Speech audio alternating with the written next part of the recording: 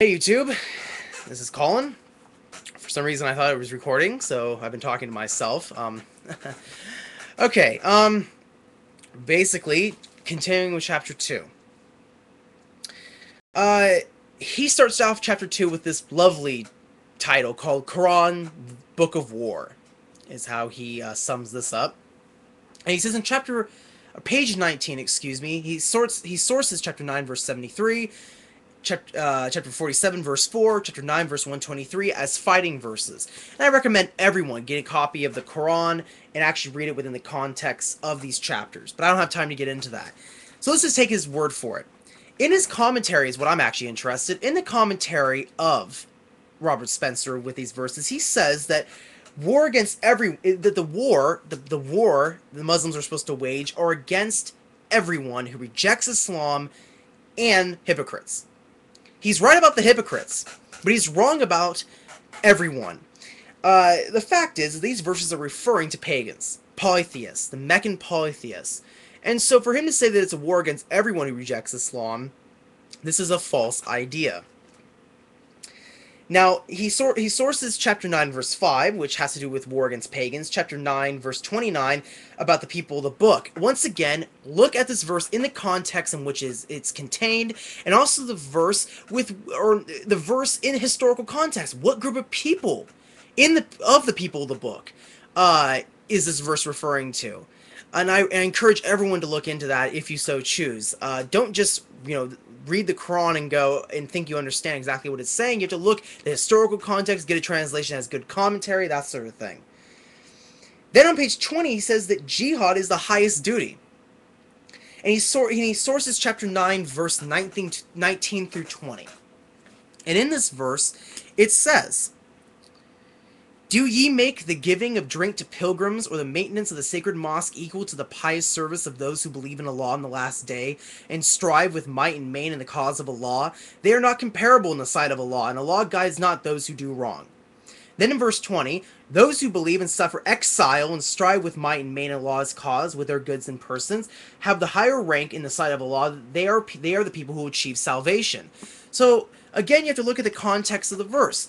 This verse is revealed at a time when the pagans were attacking Medina, and the idea was that some believers thought that some Muslims believed that they could just sit around, they couldn't help out with anything, or they didn't have to help out with defending Medina and things of that nature, and they are the hypocrites.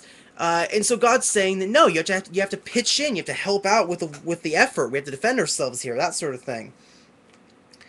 So then he mentions in chapter 9, verse 111, it talks about martyrdom, and he says this is unique because martyrs go to heaven. Martyrdom is in every faith, as far as I know, in every Abrahamic faith. There's Jewish martyrdom. There's certainly Christian martyrdom.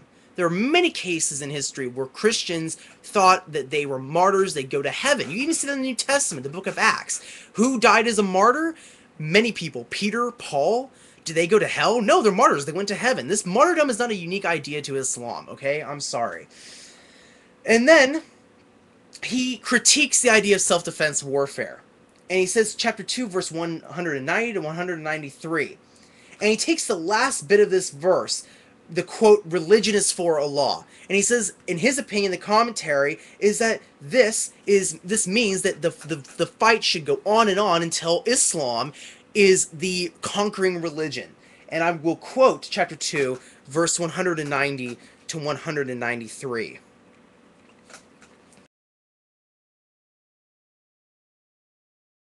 190 to 193, if you're paying attention here.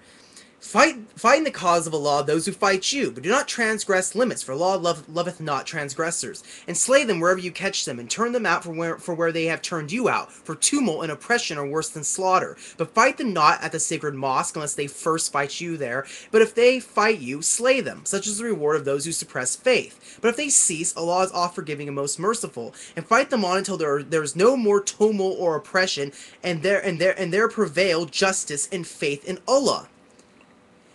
And then continuing, but if they cease, let there be no hostility except to those who practice oppression. Now, I'd like to point out this, if I remember from the book, Spencer's book, he doesn't mention the last part of the verse. But if they cease, let there be no hostility except to those who practice oppression. He stops with the religion, faith should be for Allah. Okay, do you see how he's stopping mid-verse there? And do you see how even this is the danger of when you take things out of context and you don't read it within the context. Then Spencer quotes the opinion of a South African mufti named Abraham Desai, who says that if a country does not allow the propagation of Islam, then force is needed. Well, how does that prove anything? So you're going to take the opinion of one mufti from South Africa and attribute that is indeed the opinion of all Muslims. That is complete ignorance, in my opinion. I mean, that's just ridiculous. You know, does the KKK spokesperson, is he the representative for all Christians? I mean, I know that's a very old argument, but I mean, seriously now. I mean, what about Ann Coulter when she said her opinion of 9/11 was, I've heard it said that we should invade their countries, kill their leaders, and convert them to Christianity. Do I agree with that? And she said, absolutely. I mean, come on. Is she the spokesperson for Christianity? No. Does Robert Spencer agree with her? Perhaps. And then the whole idea is the abrogation. Again, Spencer again uses the idea of abrogation when he quotes chapter 2, verse 106. And he quotes the tafsir, a couple tafsirs that agree with abrogation. But one he focuses on, which I thought was interesting, was the tafsir of Ibn Kathir. And he mentions, in the tafsir of Ibn Kathir, he mentions, and I'm reading it off my computer right here, the tafsir of Ibn Kathir quotes chapter 9, verse 5, that says, so when the sacred months have passed, then fight the pagans wherever you find them, and capture them and besiege them, and lie in wait for them, let's see here, and lie in wait for them in each and every ambush. And then it says, but if they repent and perform the salah and give the zakah, then leave them their way. Verily Allah is all-forgiving, most merciful.